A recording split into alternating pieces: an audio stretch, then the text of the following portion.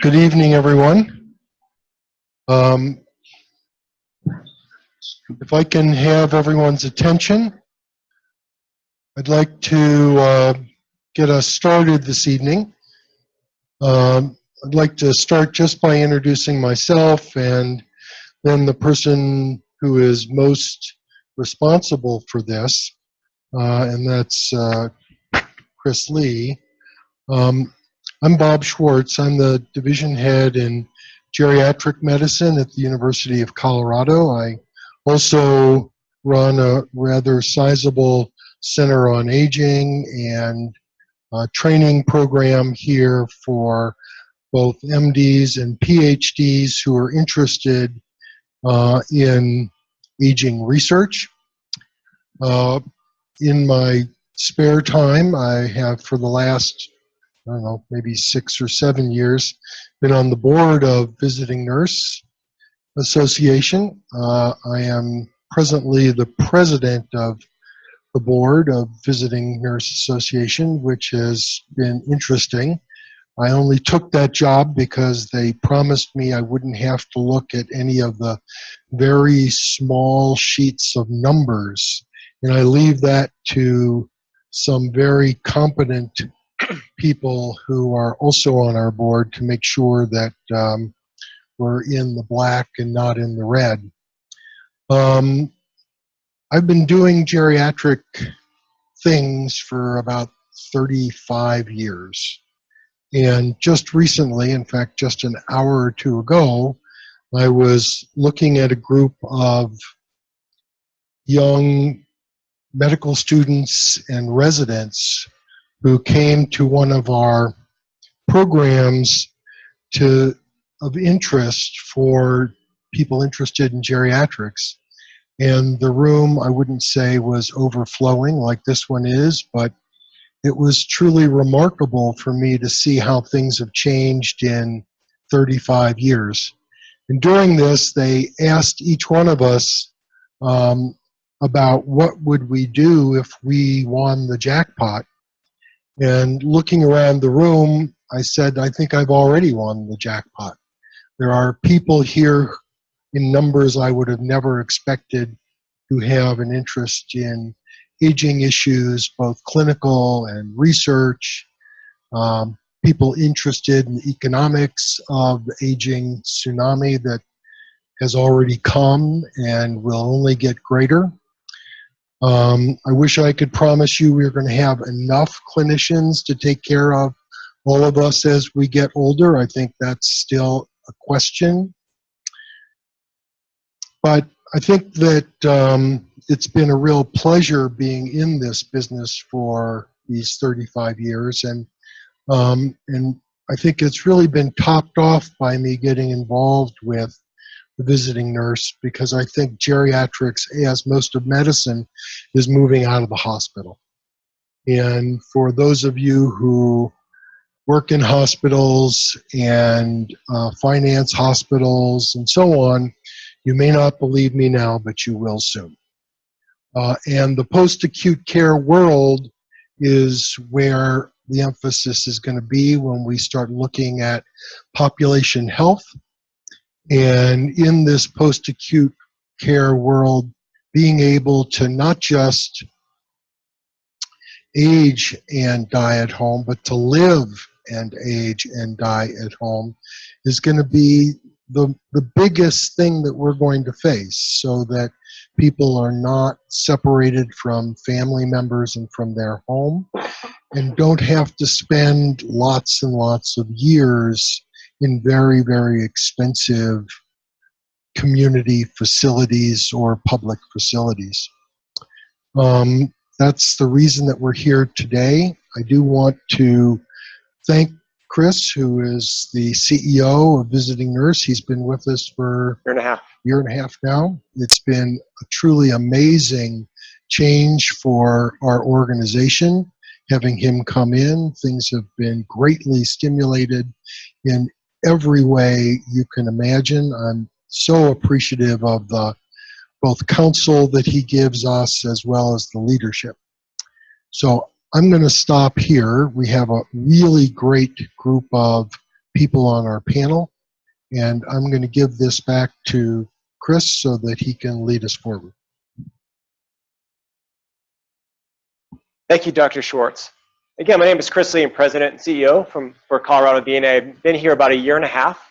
I came to VNA from SCL Health.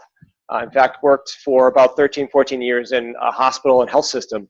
So it's really been an interesting opportunity to move from a health system to Colorado VNA. So I want to spend a little bit of time just giving you a little bit of history and overview of the organization. So you might not know this, but we're the first home health agency in the state. So we were founded in 1889, and we'd like to think that we're the largest home health agency in the state. So right now we're an organization of about 500 people across the Front Range. And what we do predominantly is a combination of many different services that are what we like to think is focused on trying to keep people independent and healthy in the home. So the first part of the organization is what we call wellness. So that's medical foot care, flu shots, immunizations, things that really help people remain independent and help them from not falling. Also have our paraprofessional division, and that's homemaking, personal care, and CNA, and that's provided really from South Denver all the way up to Fort Collins, predominantly for our veterans and for grant funding through Dr. Cog, our area agency on aging here around Denver. And we probably have about 600 patients on any given day on census. Home health, with PTOT speech nursing, the largest part of our organization. We have about 15 to 1,600 patients on census on any given day from South Denver up to Fort Collins. And then finally, our palliative and hospice division, home hospice division. That's about 50 patients on any given day. So again, our whole organization is really focused on trying to keep people independent and well in the home. One last point, there used to be 3 VNAs in the state of Colorado. There is now 2. We merged with a sister VNA, which is how we ended up in Fort Collins and Greeley, where that was Rehabilitation and Visiting Nurse Association. So what I want to do first is to thank our sponsors. So our first sponsor is the CU Department of Geriatrics. Obviously, I want to thank Dr. Schwartz in the department. That's why we're in such a beautiful room. It's great to have such great support from Dr. Schwartz in leadership and mentorship, but also from the geriatric department here at CU. Also want to thank Lockton. Lockton is one of the world's largest privately held insurance brokerage firms, providing insurance risk management, employee benefit solutions across the world. Also Kaiser Permanente, our biggest partner and the biggest source of our patients, but also one of our sponsors this evening as well. They cover many, many lives here in the state of Colorado and across the country. Hall & Render, which is one of the nation's largest healthcare-focused health law firms, also the organization that helped us with our merger. And then finally, the Colorado Trust, their health foundation dedicated to ending inequities that affect racial, ethnic, low-income, and other vulnerable populations. So again, thank you for all of our sponsors. So let's get into some of the housekeeping items. So first, you don't just get to sit there and not ask questions and not participate. I am going to be asking questions throughout. Some of them allow you to ask questions of our panelists and each other, but also be asking some direct questions. There's a lot of you in the audience that have some really interesting experience, probably both as providers and those who work in the healthcare space, so stay tuned for questions. Also, those of you sitting at desks, you have a mic. So a little bit of training on the mic. The way that works, you press and hold the button. When you press and hold the button, the light goes on. That means you can talk. The light's not on, we can't hear you. So remember, press and hold the button if you want to talk. We really will be trying to end the evening by about 8 p.m. So this is not a debate, but at some points I might need to move things along, depending on people we might have that might be slightly long-winded. For restrooms, so 2 sets of restrooms. So one to my left, there's a set right here, and then there's another to my right, down a few stairs. Feel free to get up and use a restroom if you need to. Food and drink is okay. Looks like you've all discovered that. We cleared that with CU. We have provided notepads at everybody's desk, just in case a question comes to mind. Feel free to write a question down for our panelists. The format of this evening is pretty simple. So got several different groups of questions, starting with some pretty high-level questions for our panelists. Then we'll allow some time for our panelists to ask each other questions. And then we'll also allow time for you, the audience, to ask questions near the end of the program. So again, feel free to write your questions down. So not sure if there's any baseball fans in the audience, but it is 1-0 right now, Cubs. So if there's a time I might check periodically, I might give you an update on the score. I'm married to someone from Chicago, so you can kind of guess who I'm rooting for, but I have to imagine there's some Dodgers fans in the audience. So lots to cover tonight, so let's jump right in. So let me set a little bit of context. I think you've probably all heard the cliche, the silver tsunami, and you've probably heard some of these statistics, but I think they're worth mentioning again just to really set things up. Really what we're seeing, specifically in the state of Colorado, is a huge increase in the population of 65 and older. And really what we're seeing is that population is expected to double by 2030. So between 2000 and 2010, the Colorado population 65 and older grew by 32%, whereas the population overall only grew by 16%. Obviously, you can see the rate of growth is dramatically faster.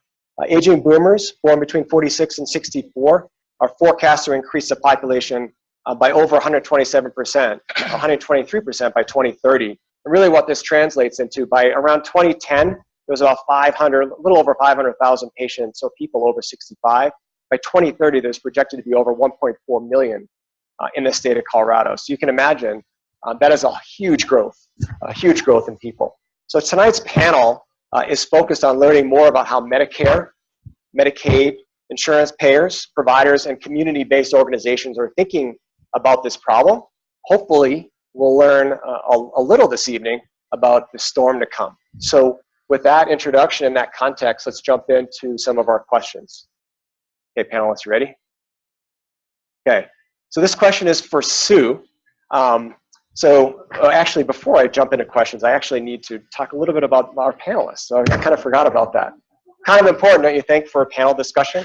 So we have provided handouts that gets into the long, extensive background of each of our panelists. So we could spend all night if I spent basically time going over everyone's bio. But again, please spend some time reading. But let me start with Sue Birch. She's the Executive Director of Healthcare Policy and Financing, or HCPF, also known as HCPF, which obviously is responsible for Colorado Medicaid and many other different services, or it's actually rebranded as Health First Colorado. Just a little bit of trivia, Sue used to be CEO of Northwest VNA and Steamboat, and also a nurse.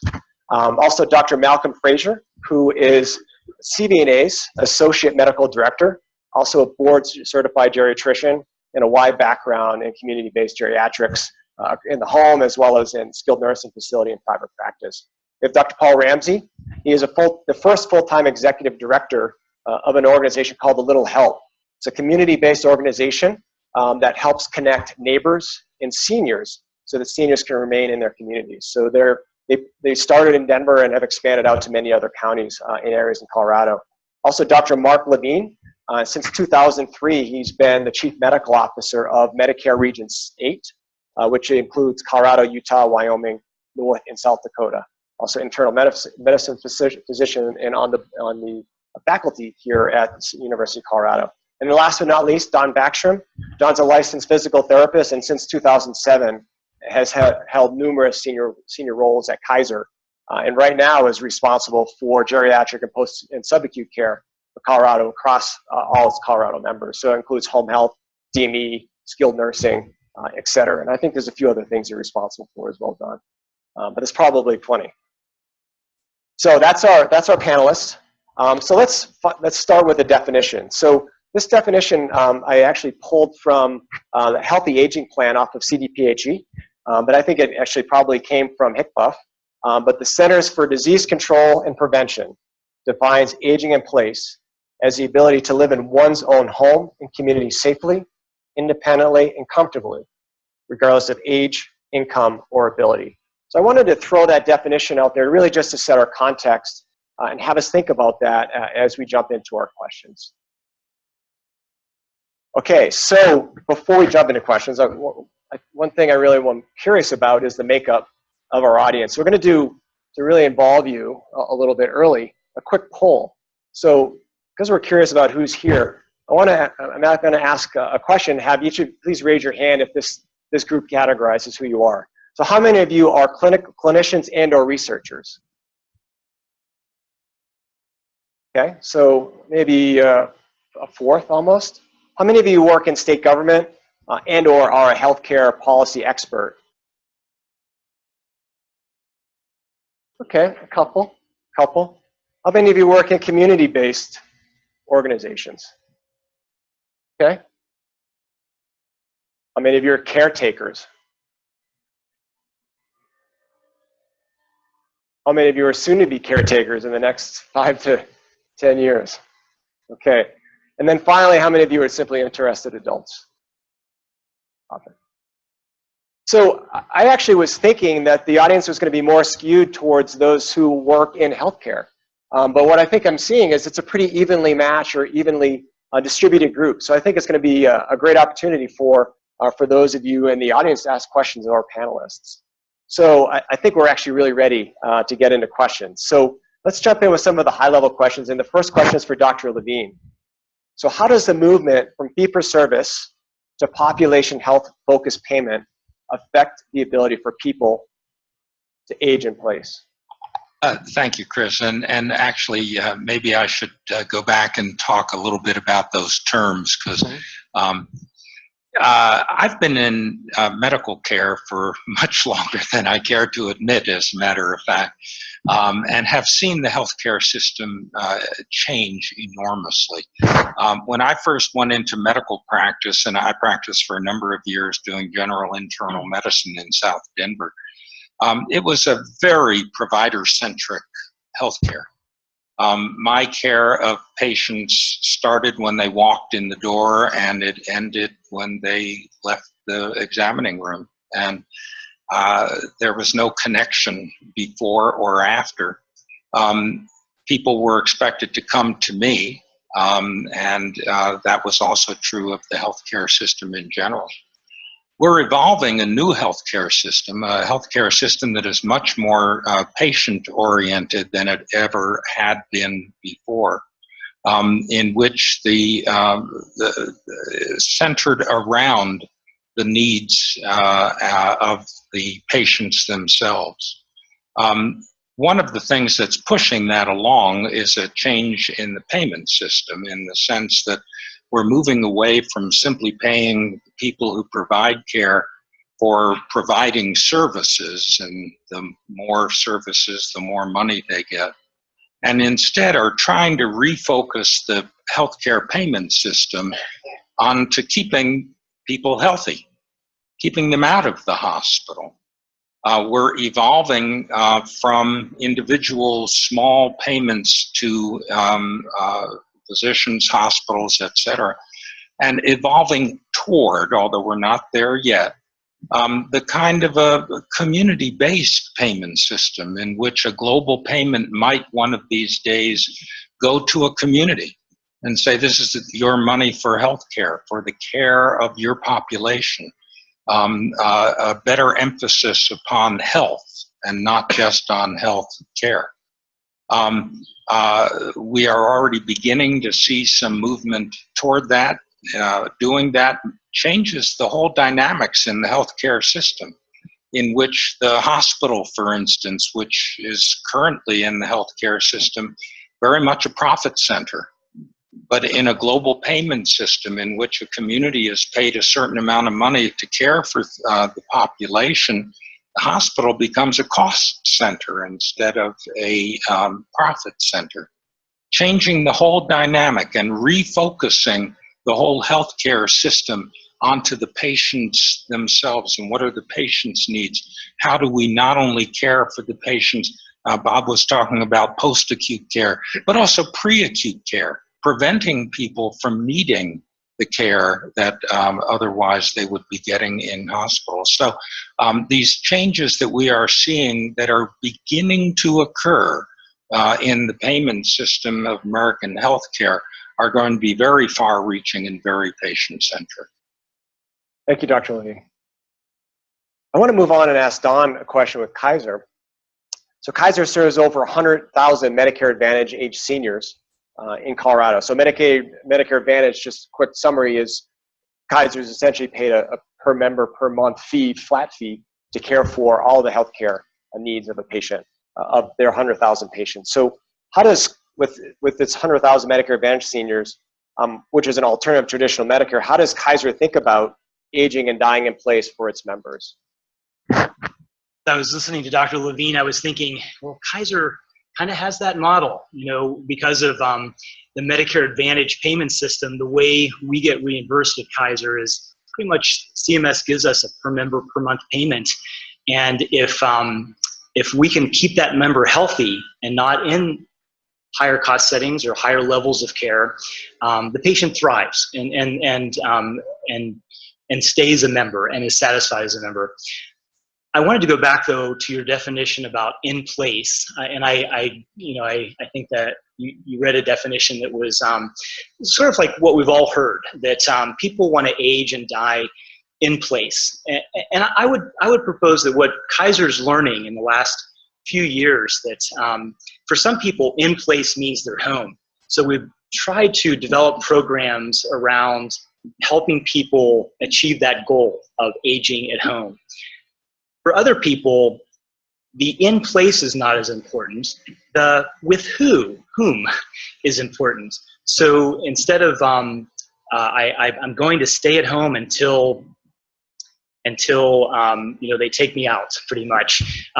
Kaiser's learning more and more about members. Instead of providing care in the home, for example, trying to meet them where they are, not only physically but emotionally and spiritually. So that's something that I think a capitated payment can allow us to do. There are some programs that we've specifically developed to meet people where they are. Another point I wanted to make about sort of aging and dying in place, that we're starting to, even though we have a capitated payment and that includes healthcare, what we're learning, and this is not necessarily a new learning, but we're learning a lot more about it, is that people don't live in medical centers, or they don't live to come in to see their Kaiser doctor. They live to have relationships, and they live to have be productive citizens. So we are very much trying to ask, instead of what's the matter with you, what matters most to you? And so our care plans and the way we think about partnering with the community has really done a 180 from, even though we're capitated and we have that payment that I explained, instead of only meeting medical needs, we're trying to meet members and learn more about what makes them healthy. Some things that are specific to aging and dying in place that we've developed. One thing, again, back to listening to our members, what are our members' wishes in terms of aging and dying in place? We have a medical care plan that includes a list of diagnoses: heart failure, diabetes, list goes on and on. But what we're finding is that care plan is not very patient-centric. It's not centered around the patient. In fact, a lot of times the patient doesn't even know that diagnosis exists. So we're trying to develop care plans that are more patient-centric and follow our patients longitudinally across settings. Life care planning is another initiative that meets people where they are, helps them age in place. And life care planning involves not just signing advance directives, but actually having meaningful conversations about what matters most to people. So who would make decisions for our members if our members weren't able to? And then as chronic disease progresses, what the patient's wishes would be as those diseases progress, and what decisions they might make, and that would also involve their agents. Some things that are also centered along the same lines: the Medicare Total Health Assessment is becoming a very important linchpin in developing a longitudinal plan of care.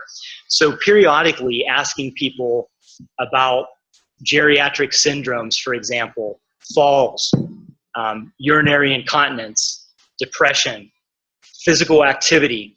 So things that really healthcare hasn't asked before. The Medicare Total Health Assessment goes on to ask people about food insecurity. So are members afraid that their food might run out before they have more money to pay for more food, for example? Think about how that has impact into A1C control and heart failure control and things like that. So life care planning and Medicare Total Health Assessment are things that we're trying to, programs that we're trying to develop to really meet people where they are. Some home-specific things are, and I think Kaiser Permanente could actually do a more robust job at doing these programs. Things that I oversee in particular, the complex care home rounding that we have. So we try to identify members who are homebound, and we have a rounding service that can go out and visit members either in assisted living or long-term care or home if they're in our certain preferred facilities and geography that we can cover. Things like our a special needs plan for people who are dual eligible, both Medicare and Medicaid. We have a program called post-acute care transitions that if you're a member and you're at high risk for being readmitted, we'll send a nurse practitioner into the home and make sure that you have things set up at home, your medications, et cetera, that will help you be successful at home and not come back to the hospital. So in those ways, we directly try to help people age and die in place. We also have a home-based palliative care program where our physicians will visit members in their home or whatever setting they're in if they have palliative care needs or symptoms that need to be palliated. And I think other, not only Kaiser, but other health plans are trying to solve the same problem of providing care efficiently, but realizing that we're trying to meet people where they are, not only physically, but emotionally and spiritually as well. Thank you, Don. This question is for Sue. One of the key strategies put forth in the Strategic Action Plan on Aging is to support community-centered and family-centered care. What does this mean for HICPA? So, Chris, you asked a really good question, and I think it's really an interesting time because here we sit, many of us, and not all of us, but many of us are very medical, and we refer to people being patients or to people being clients. But really, there's quite a bit of movement from our federal payers and partners and regulators to move towards person-centeredness.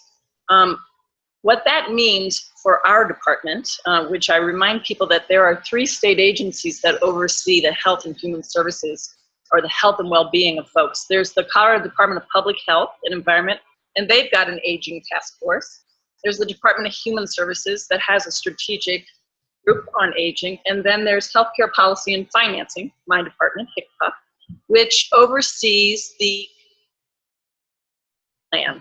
And so fundamental to these 3 plans, modernization of all of this work, is really getting into out of the mindset of doing things for patients, doing medical things exclusively, but really looking at what's going to drive health and well-being. What does that person want that's going to advance their own health status?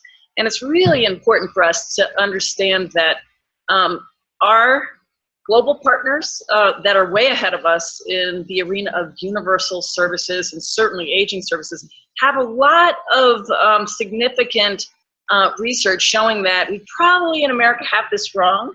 We're probably doing 2 to 3 parts medical to 1 part social, and we need to flip that. We probably need to have 2 to 3 parts social or supportive services and getting to be much more flexible with long-term services and 1 part medical. So we're going to have to really shift things in the future, and this person-centeredness really puts the client, the person, the patient, whatever people want to call them, but we at our department and in state government have now agreed that person-centeredness is really at the core. So the medical system should stop doing to people and start listening to what people want done for them and with them and in partnership. And it's a very significant shift, and the department fortunately received a fair amount of support from our Colorado-based foundations to bring in the Institute for Family and Person-Centeredness and did a pretty extensive assessment about how we have to shift this up. And we do have a council of our beneficiaries, our members in our Medicaid Health First program that come and advise us on how we are making this transformational shift. Excellent, thank you. This next question is for Paul, with a little help. Given your organization is so focused on helping the aged stay in their community, what does it mean to you and your organization to be neighborly? So one of the things I think we talk about when we talk about aging in place, we keep a lot of times we'll use the word independence. And I think to move from being a neighbor or from living in a place, living next to people, and you call them your neighbors, to being neighborly is a move towards interdependence, to an understanding that we need each other. And independence is not as valuable necessarily as interdependence. And I think that comes across the generations. And so we know that a huge, I got to be careful because I know there's medical researchers and all that stuff here, but so I'm going to talk in broad terms. We know that isolation, loneliness contribute to depression, contribute to non-healthy living, right? To not having a whole life. And if we think of our need for our neighbors and their need for us, and we begin to find ways to meaningfully connect with them, I think it moves from kind of being independence-centered, like we talked about, to being interdependent with folks. In our organization, I've seen that happen across the ages in beautiful ways. There's a woman who's one of our members who's in her 80s. She is in Park Hill, African-American woman. She's a retired nurse who worked here, at Fitzsimmons. And when President Eisenhower had a heart attack in 1956, she was one of his primary caregivers, pre-civil rights,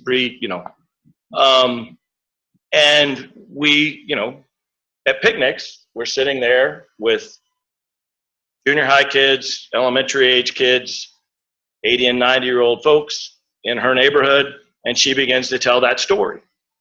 And you can tell that connection, that purpose, that meaning is rediscovered, not just about the life she lived, but now the fact that she's a living historical, piece. And so my children who are sitting there with their mouth open, and also listening to her talk about the 2 times she met Dr. King and Lena Horne, they had to ask who that was, Mahalia Jackson, but she's telling these stories and both of them are discovering something. And so both of them are becoming interdependent in that piece. And that's happened over and over. That's a story I tell a lot because it's a good one, but that happens on a daily and a weekly basis with organizations like ours. That when we acknowledge that not just as a moral truth, but as a health truth, that we need each other.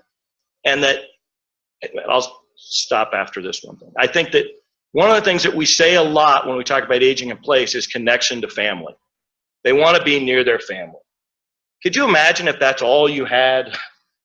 Like, why does that change as we age? We need more than just our family. We need our neighbors. And so I think that we're setting the bar too low. And my hope is that with these changes comes this presupposition of what is right. And what is right is for us to be interconnected. Thank you, Paul. So the last question for our higher level questions is for Dr. Fraser. So Dr. Fraser, how does a geriatric community of physicians and advanced practitioners think about aging and dying in place? Well, Chris, I'm glad you gave me advance notice of this question. I've done a review from the Journal of the American Geriatric Society. I looked at JAMA. I looked at the British Medical Journal out of England. I got totally confused. So I went to Wikipedia. And the comments I'm about to make, some of them are on Wikipedia, which has an excellent reference source. First point, we need to define our terms. What do we mean by aging in place? From the physician's aspect, there are 3 categories of aging in place. Firstly, you're just getting old. Everything's working fine. You want to stay in your house. And that is aging in place without urgent needs. The second category is aging in place with a progressive condition. Chronic lung disease, heart failure, diabetes. For that, certain accommodations are going to have to be made to the house or the home, and usually there's months to do it. The third category of aging in place is when there is an acute change, often traumatic. Maybe a broken hip, broken leg, or maybe there's a new diagnosis of cancer and the patient is terminal. And then everything has to be done on a much quicker basis. So when you're talking about aging in place amongst yourselves, think which of the three categories we're talking about. And again, this is on Wikipedia. What is not on Wikipedia is the next point I'm going to make. From the physician's aspect, what we need to know is what works and what doesn't work. There is a paucity of clinical trials and evidence in the population over age 80. There's a whole lot of data for 60 to 80, but above age 80, there isn't much data. And as we age, we need more high quality clinical trials for the 80 and older. The third point I'd like to make, and again, this is not on Wikipedia, is that many societies already have successful aging in place. In the Far East, in Asia, they are already very successfully aging in place. Those migrant communities in this country who have emigrated here from the Far East and Asia, they are already within their communities successfully aging in place. And I think there's a lot we can learn from them. Thank you. Thank you. So I want to give this opportunity to the panelists to see if there's any questions that you want to ask each other based off of any of your answers. I'd like to start. I actually have a question for Paul. So for a health insurance company that gets, although we have a capitated payment, we are held accountable to provide benefits very carefully in line with Medicare guidelines, and if not, they are filed very separately and kind of kept separately and handled very carefully with compliance-oriented measures. So for a company like Kaiser Permanente, we would love to partner with a company like A Little Help to provide that extra layer of support to members, but Medicare doesn't cover it. So it would be an extra cost to Kaiser. And so it would be, again, kept separately. So Paul, I wondered if you, even anecdotally, or if you have any experience with providing that type of support and seeing someone who lived a healthier life actually use the hospital less and access healthcare fewer times because of services provided by a company like A Little Help. Well, first of all, as a scrappy little nonprofit, we'd love to partner with Kaiser, or any of you. We're open to partnership. That's why Chris invited me. I'm glad that. You know, one of the things we have a member who's in her 90s who came to us 4 years ago. She's a person, a patient at Anschutz, and she had been here, and she was really having trouble figuring out her. Is Coumadin, it's like the delivery machine, like her blood thinning delivery machine, right? She couldn't, and so all of us do this. When your doctor is telling you something, you nod your head, thanks, let me out of here, right? The whole, so, and then she'd get home and the lighting was different. She had heard some things differently. She had done all these things. And she doesn't have money, right? She owns her home.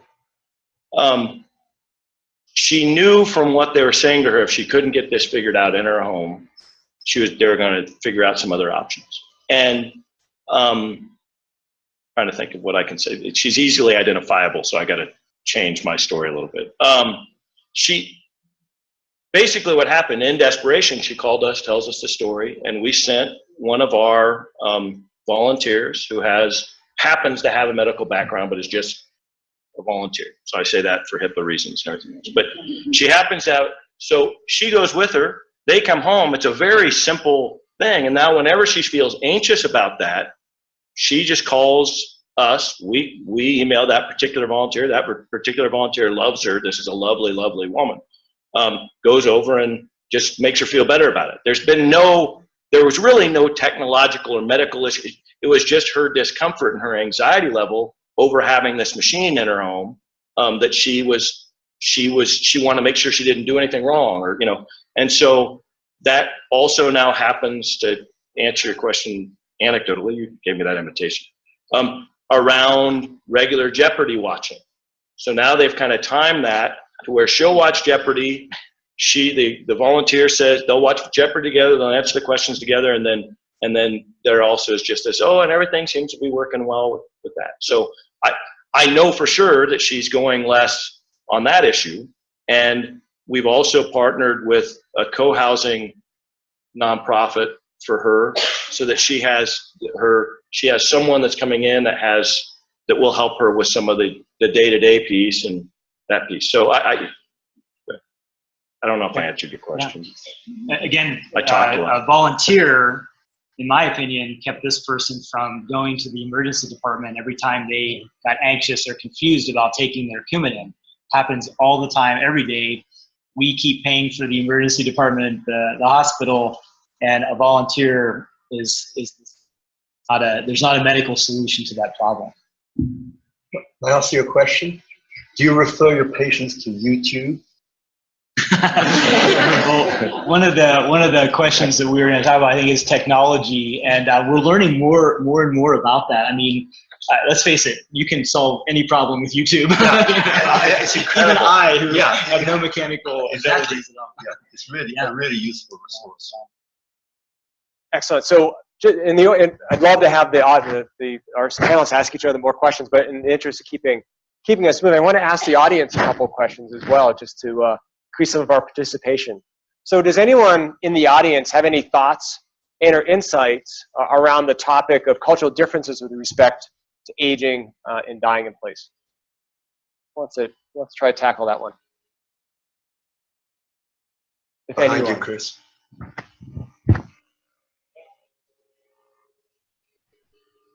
Microphone. However, I'm 80 years old, okay? There's one thing I would like to tell Kaiser, okay? People my age don't like to email the doctor, okay? That's so impersonal to us. It's pathetic. The other thing would be that we're all nice and well, and there are lots of organizations out there that like to take care of us old people, except us old people don't know about it. And I think one of the biggest failures of the professional field is that they really don't communicate to us what is available as far as resources go. I mean, I'm sure everybody in the panel has got their own favorite resources. Everyone to chime in with a resource? Mine is Caring, C-A-R-I-N-G, caring.com. Also, the AARP has got a great website. Really, that the people in the field really ought to, like for instance, some old person living by himself in his 80s or something like that, they're pretty darn lonely. And it's not so much really going to the doctor as somebody coming in and asking, what do you need? More than anything else. Really, thank you for your comment. I really appreciate that perspective. And we almost need like an aging university. And there with the baby boomers, as you can imagine, 10,000 a day aging in. That's there are these almost like aging universities that can educate about resources. We know in Denver that we're very resource rich. Companies like A Little Help and many companies represented in the room here, but seniors aren't accessing those companies. So what type of, and you mentioned email, and there might be other devices that you don't feel comfortable using. So how can we get that information in a meaningful way? It's not just about giving you a phone number. It's a warm introduction to some of these community resources that could make your health better and not cost a lot of money either, because a lot of these resources that are available are free. And so I think that's such a good representation of people that are aging, as you are. Looks like you're doing pretty well, but could use some extra layers of support. Thank you for the question, and Don, for that response. I hear another person who wants to answer that question.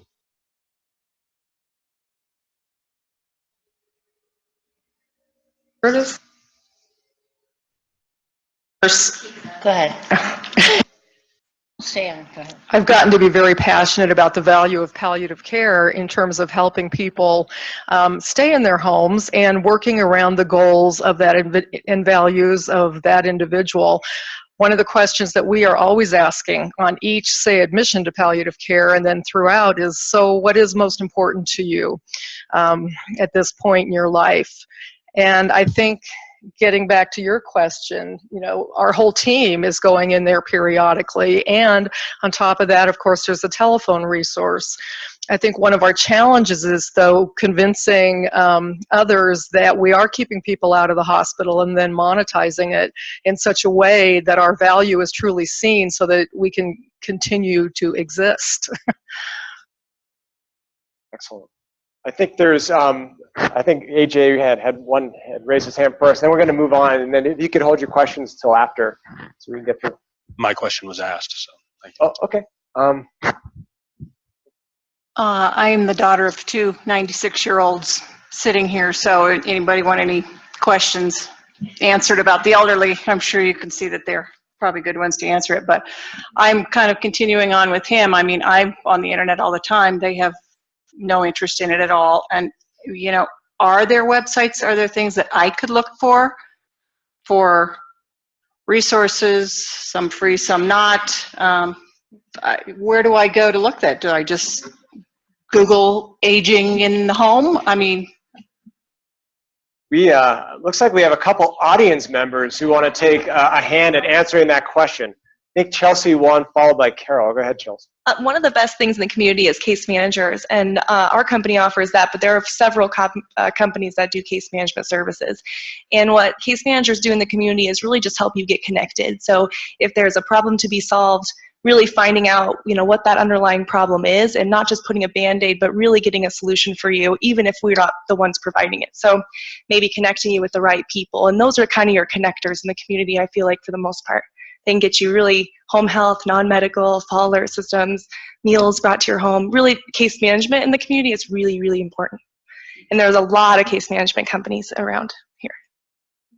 If I could just remind people too, there's area agencies on aging that are available, and they have extraordinary resources available. There's also an entire single entry point system about nursing home diversion. And so if you can find in Denver, it's Dr. Cog, Denver Regional Council of Government. They have a whole, do I have any? We have a Dr. Cog representative. Dr. Cog. So first I would just remind everybody that these area agencies on aging are phenomenal, with everything from transportation assistance to meal programs to all sorts of stimulating activities. So that's one enormous resource that's available. The other thing is Colorado is very lucky to have what we call ARCHES, the aging, they have different names. These are the new kind of centers that are around aging and disabled. And again, they play a more modern role in a lot of the resource referral for navigating what is way too complex of a system, but we are trying to redesign it to be much more user-friendly and functional for the future. Senior Resource Center, the Blue Book Online is a really good resource. I do agree with Tim that you know, even healthcare, and I think we've all are now coining the term navigation. We all need navigators, almost sort of like a cruise ship director. It doesn't necessarily have to be a medical person, but someone who can meaningfully connect. Because emails, and you get on a website and then it takes you to here and you click here and it takes you there, and then you're calling people that really aren't answering your questions. So this whole new profession almost is popping up now called navigators that can, and case management I think is more sophisticated than that can actually customize maybe what would be best for you based on an assessment. And customize those resources, point you in the right direction to those resources. Well, one last comment. Carol, if you could hold that to the end, I want to keep this moving, and I think we'll have enough time for further comments. You want to add something, AJ? Yeah, my name is AJ. I work at the Area Agency on Aging. First, I'd like to say, if you would write down, our phone number is 303-480-6700. That's our INA hotline. That's a person who is a community resource specialist. They know most of the community-based resources in the community. We also operate a website, which is Network of Care, which has the same thing. It's a little cumbersome, but on that, I would say we provide meals. We're the primary funder of Meals on Wheels. We're the primary funder of transportation for people 60 and over. But we serve about 19,000 people a year, unique people a year, and we're coming up on capacity. When we talk about population health, when we talk about serving communities, we need to start valuing community-based services and work towards figuring out how the payment structure can be shared so that those resources can continue to exist, because our wait lists are swelling. There's a huge need. And the people we can't serve are the people who are served in the emergency room. Thanks, AJ. So we're going to jump into some more of the detailed questions for our panelists. So sorry if we didn't get to you. Sorry, Carol. So this question is for Sue. So Sue, are you familiar with any successes or traditions in other states or even cultures? I think someone touched on cultures earlier that support aging and dying in place.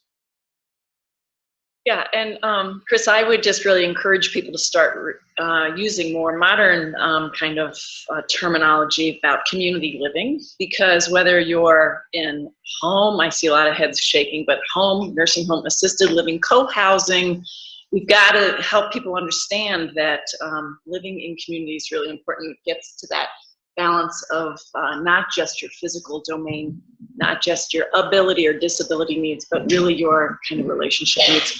But yes, I would point to two global leaders, and we already heard about kind of some of our friends on the Asian rim, but the country of Japan and also the area of Scandinavia really have some extraordinary aging models where they have really involved so much more. And with all due respect, Dr. Fraser, I'm not sure we need much more research. I think we need probably a lot more empathy and social programming into the system rather than medical solutions.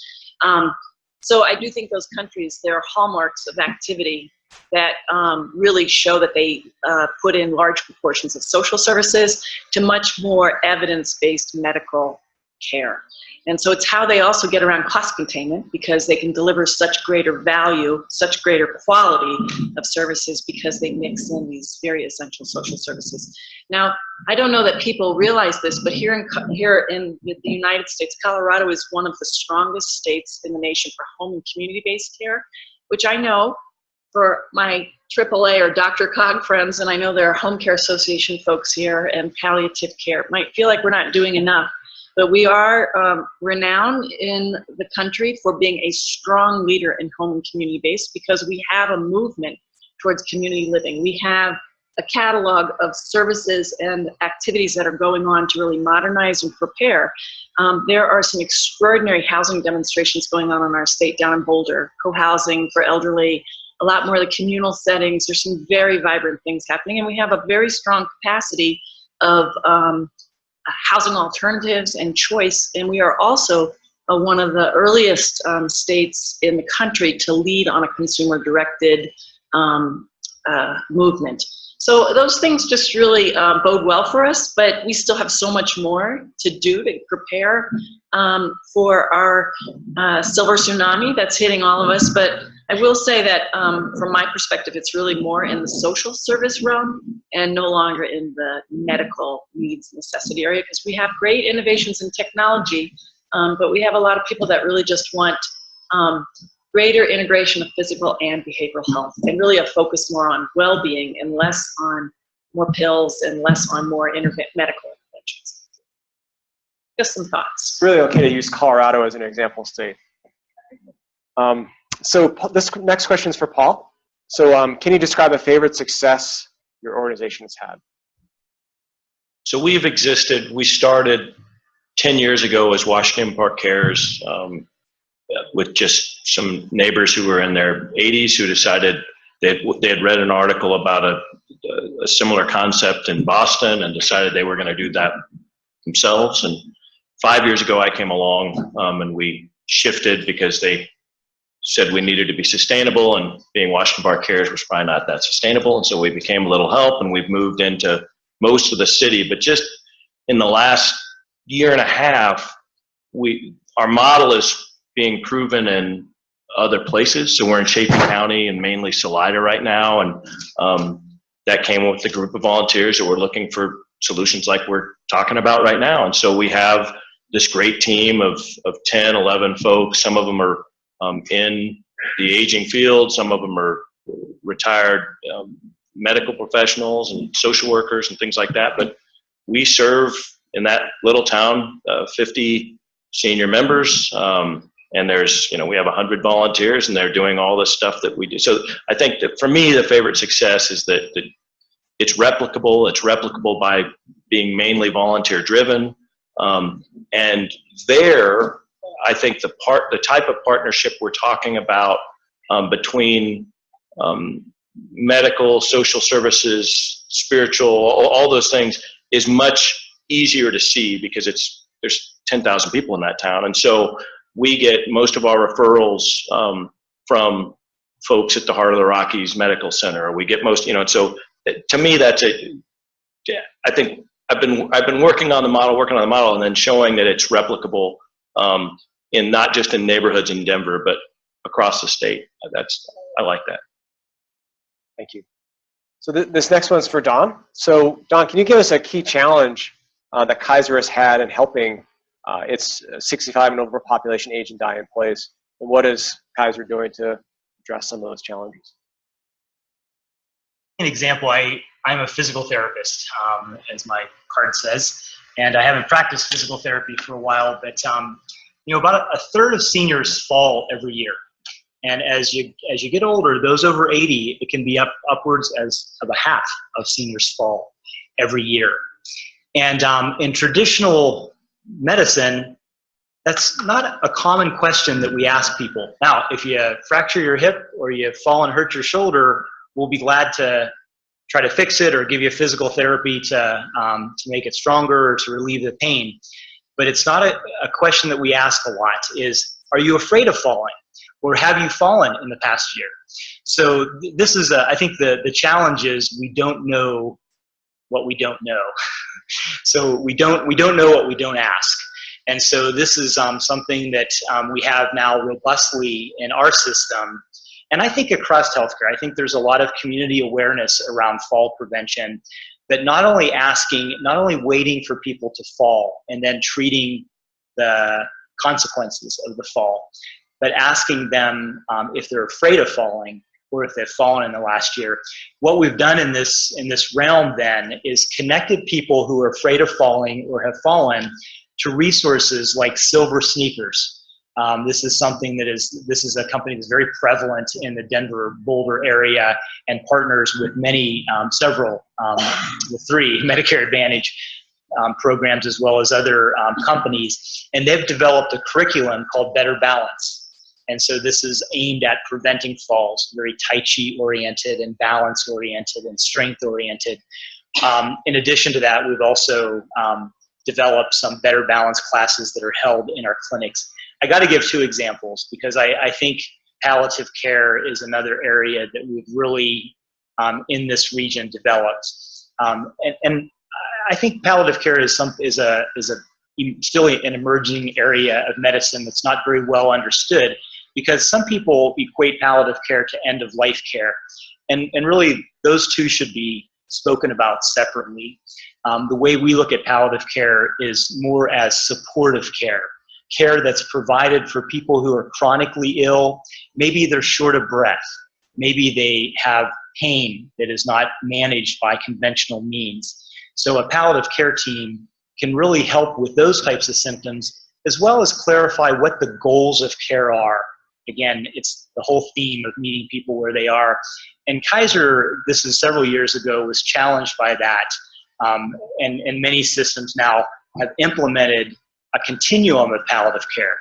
It used to be that if it was available, it was only available in hospitals. And we've spread that to now, as an outpatient, you can receive palliative care, as well as I mentioned before, the home-based palliative care. So those two examples are examples that we've thrown a few stones in the water. We still have a lot of room to grow in both of the prevention type of realm, falls as an example, as well as palliative care.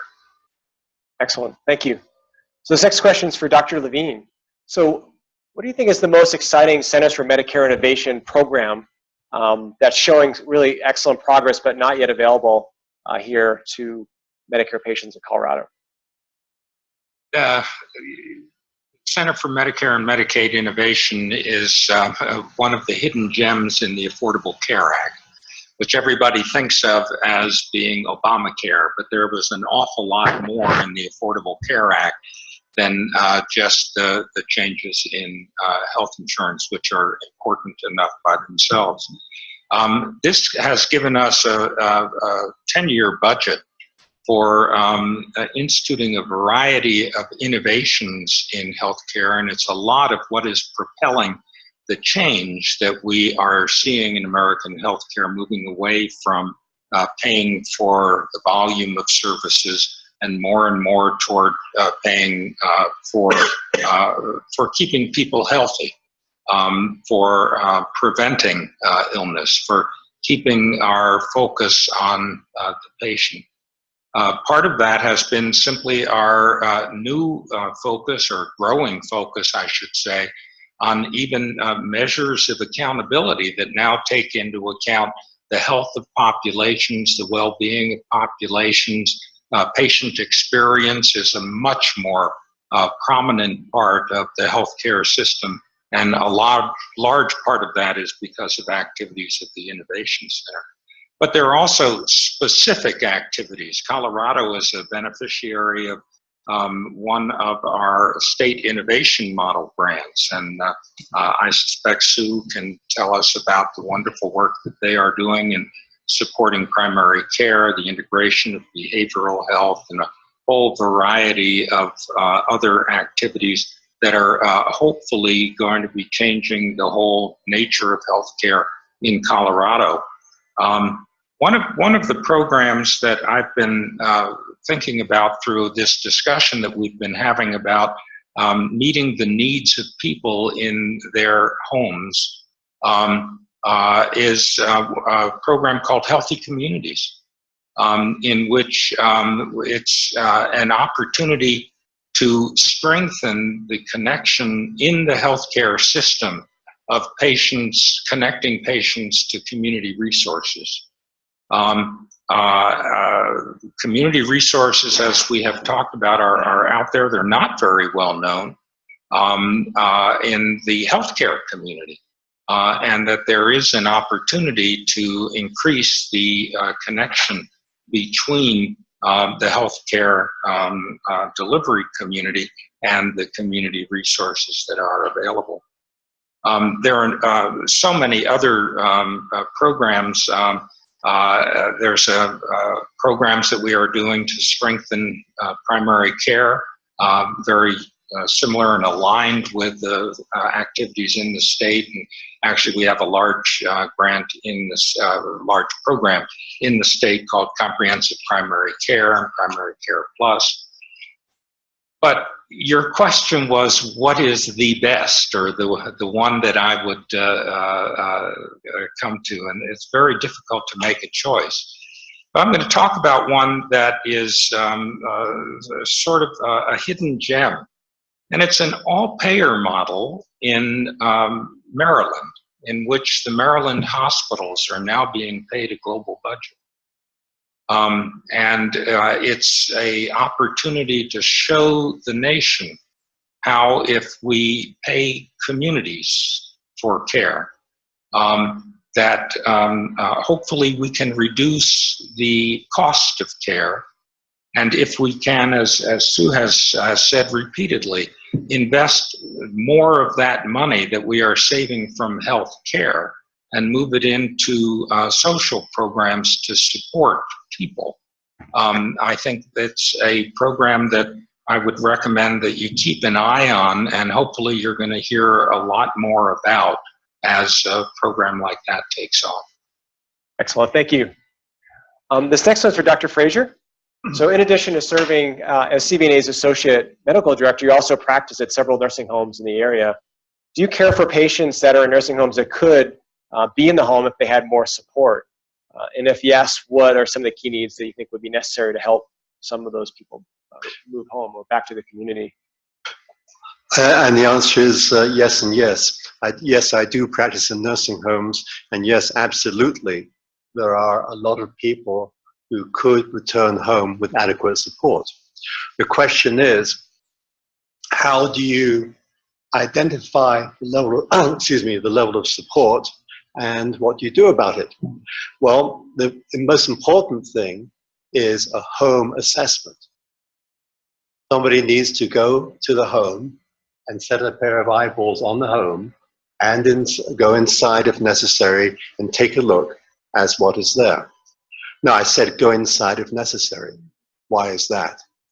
The first part, or the initial step of home assessment, is to go onto Google Maps. Have a look at the outside of the property. If the patient is recovering from a fractured hip and there's an outside 4-story staircase with no elevator, well, that's going to be a problem. So, assuming that the outside of the home appears to be suitable for the patient to go back to, it's important to go into the home and basically probably look at home modifications. Now, you remember a few minutes ago, we talked about the 3 categories of aging in place. The home may need modifying. A lot of the modifications are not that expensive.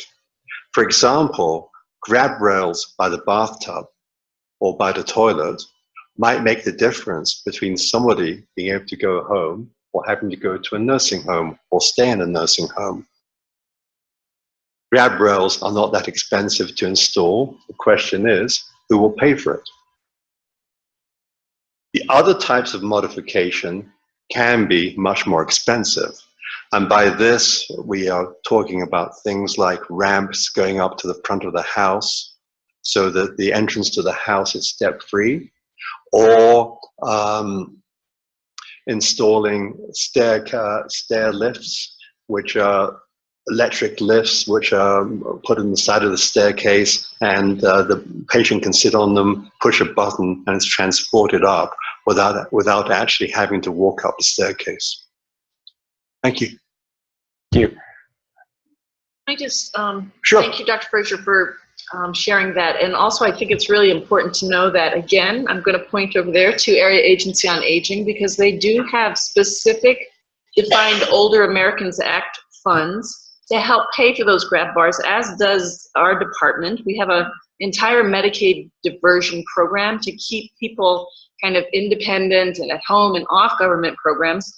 And so, again, I think reaching out to the key center over there, to the Area Agency on Aging, is really critical, because there is also a federal initiative. Thank you, Dr. Levine. It's called Power of Choice Transitions, and we have up to 500 individuals that can leave nursing homes and go home. It's a very large grant. We're in the 3rd year. We are halfway there. So we have helped return thus far, about 250 folks out of nursing homes. I mean, these are very disabled folks that can live in community with the right kind of resources.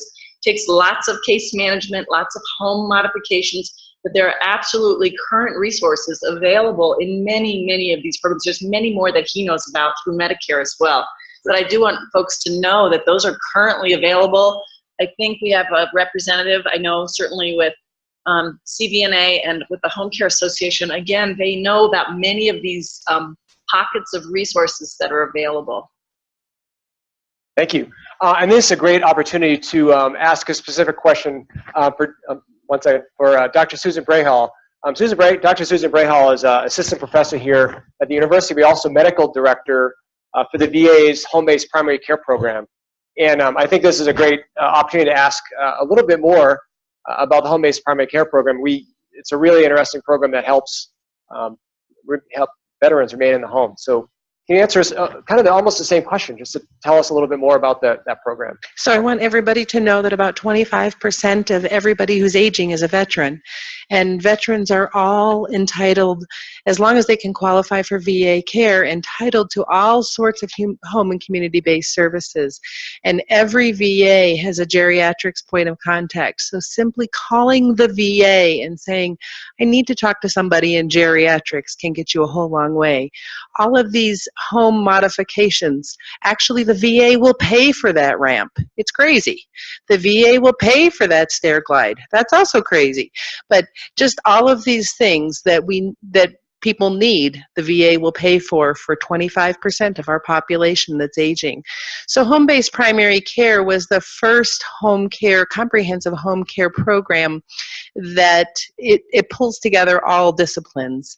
It's very much like the home hospice and palliative care program, but it involves, in addition to the regular, it involves occupational therapists to do that home safety evaluation, the dietitian to help with all those food issues, and amazing social workers, of course. And I agree with you, Sue. Do we have not enough doctors, or are we short on social workers, I think might be the question. And so home-based primary care really does keep people out of the hospital, actually prevents about 70% of hospital days once people are picked up in their home-based primary care program. So really thinking about, in a capitated system, this is an expensive program, but ultimately saves a whole lot of money. Can help with medications, can help with the personal and custodial care, case management, all the medical care is done at the patient's home, and we go to them, so that's tremendous. The thing that's really important that I was a little disappointed Dr. Levine didn't talk about, because I really wanted you to highlight independence at home, which is no longer a Medicare demonstration, but it's actually being signed in as a permanent Medicare program, because the VA has shown that home-based primary care is so effective that now Medicare wants to replicate it, because we really need to bring the care to the people who need it. Thank you. We actually reached the opportunity to actually have the audience ask questions. So I saw your hand shoot up, so feel free to ask questions of our panelists or others in the audience. My name is Kathy, and I was a caregiver for my mom. Fortunately, she qualified for Medicaid and Medicare, VA-aided attendance. But 90% of seniors do not qualify for that based on their income. The average couple on Social Security receives $1,200 a year. They're not necessarily needing medical care, and we all know that Medicare does not pay for personal or custodial care. So all of you are talking about how they're going to age in home. But I'm thinking about this gentleman here. He's like, what can we get to stay in our home? We are not sick. We are not crippled. We don't need meds. We don't need home health care, physical therapy. But we do need some type of assistance where our family members at work, but maybe he's taking care, I'm not saying he is, but maybe someone's taking care of a spouse. They can't get them in and out of bed. They can't get them to the toilet. Those types of things are really what seniors need.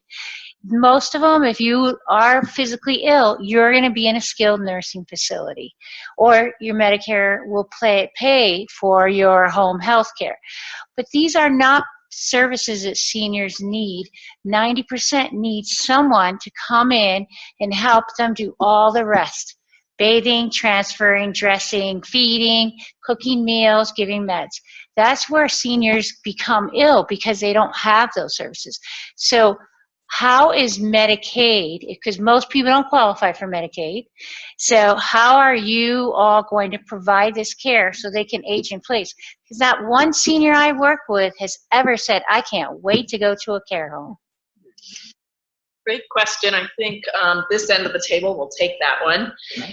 So first off, I will tell you that the Obama administration put in an administration on community living, which they acknowledged. I see a lot of heads shaking back there. And, you know, again, hooray. They acknowledge that Medicare, which has primarily been an acute health insurance product, doesn't quite make it. And I think under the accountable care organizations and under the Medicaid resources and the movement around the Older Americans Act with the Administration on Community Living, there's a lot of discussion about, again, how we braid and blend and provide these services into more of the Medicare design. It's coming. It's going to take some time. We recently, last year, were really pleased when the PACE, the Program for All-Inclusive Care for the Elderly, gave us some PACE innovations, or what we call PACE Light, because it allows us to move upstream of that nursing home kind of acuity level, because you had to be really, really kind of, in order to qualify that program, which is a nursing home without walls model, you had to really be pretty advanced in your acuity. So we are seeing some flexibility from our federal partners. We are seeing great promise out of much of the improved primary care treatment. We just got a third-year results off of the Comprehensive Primary Care Initiative, which helps doctors' offices through business process redesign. It helps them retool so that they can integrate it as a social worker and they can know who their home care agency is or these other social resources. And we saw just in 1 year here in Colorado with those 60,000 Medicare clients, and they also, by the way, have the commercial giants sitting at the table. We saw about a $10 million savings off 60,000 clients. It's just newly released information. I probably don't even have the public clearance process to promote that, but there will be exciting news. There are only 3 states in the country that have shown these really significant third-year savings. So we're on the right track. But I do think we have to expedite some of these innovations, and you know, we are excited to get on and through our election process so that we can kind of get back to the serious work at hand to improve the Affordable Care Act.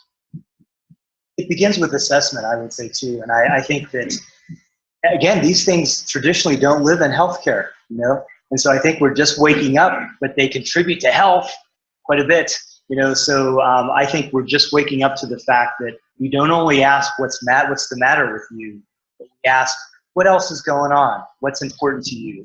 Tell me a little bit about your social situation. Tell me a little bit about the food that you eat, and who is your caregiver, and then maybe an assessment of the caregiver and what type of services they need.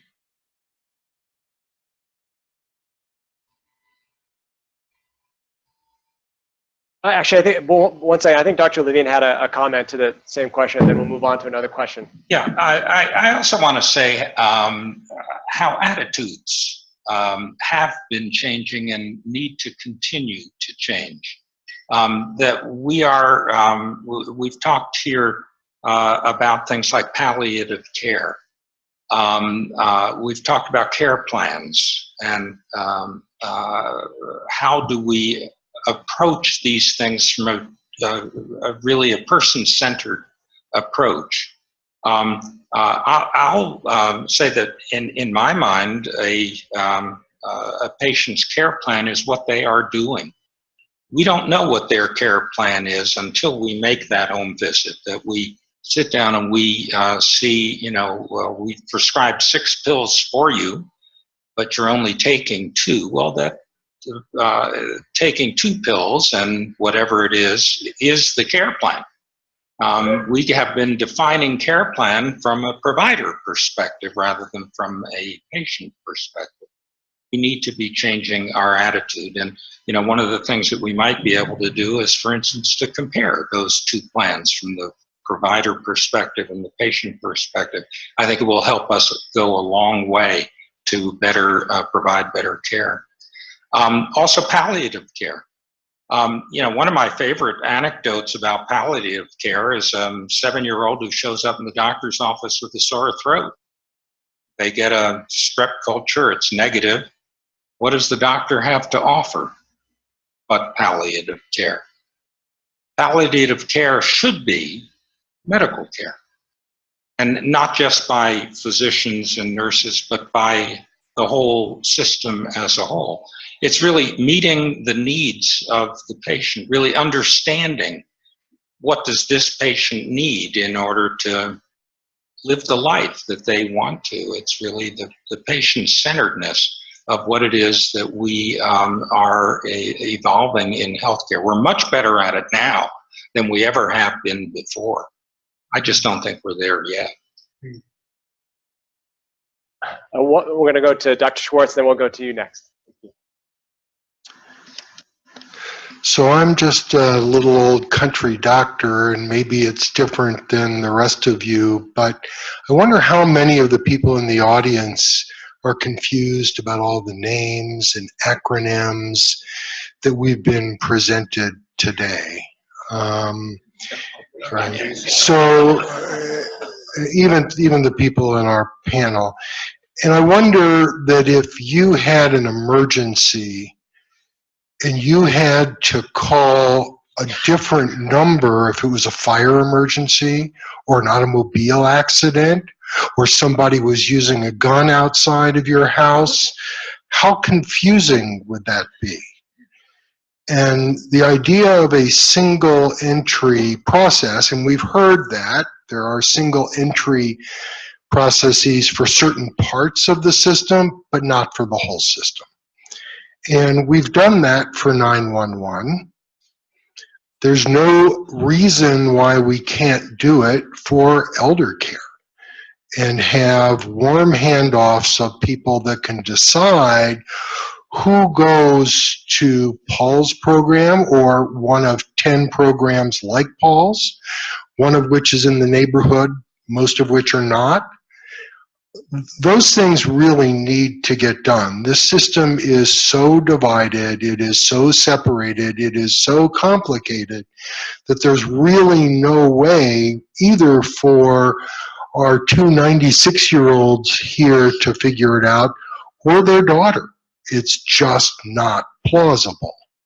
And until we get to the point where the entry is singular and the handoff is warm, we're going to be running into these same problems.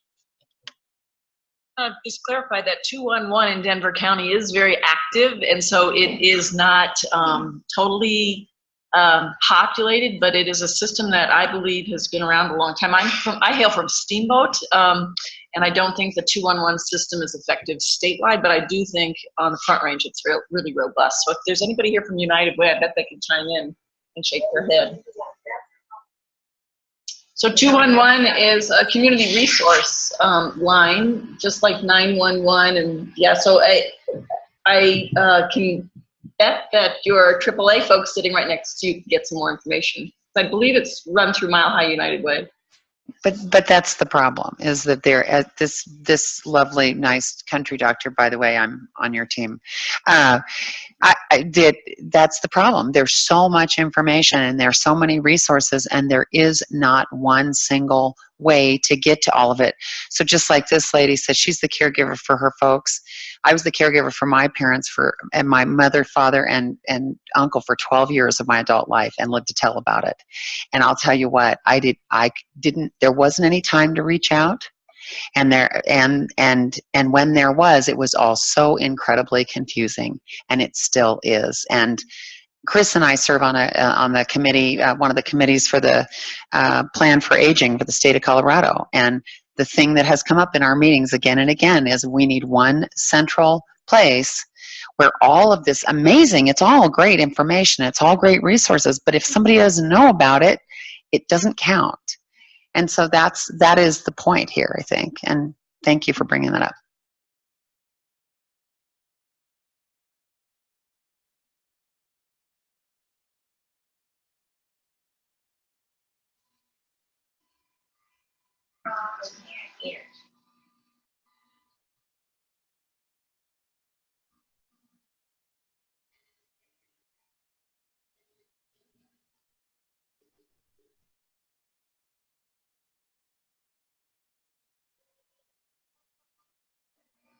So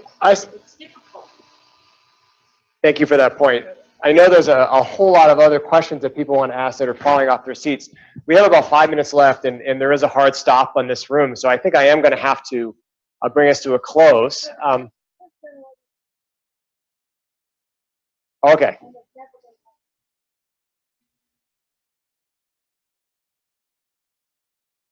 Is this your final question? Go ahead. Thank you. Thank you. My question takes a much broader view in the sense of mindset shifts.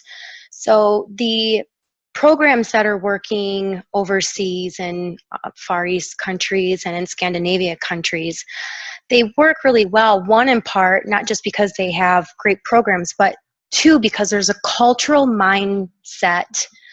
There's a cultural attitude of respect and adoration of the elderly.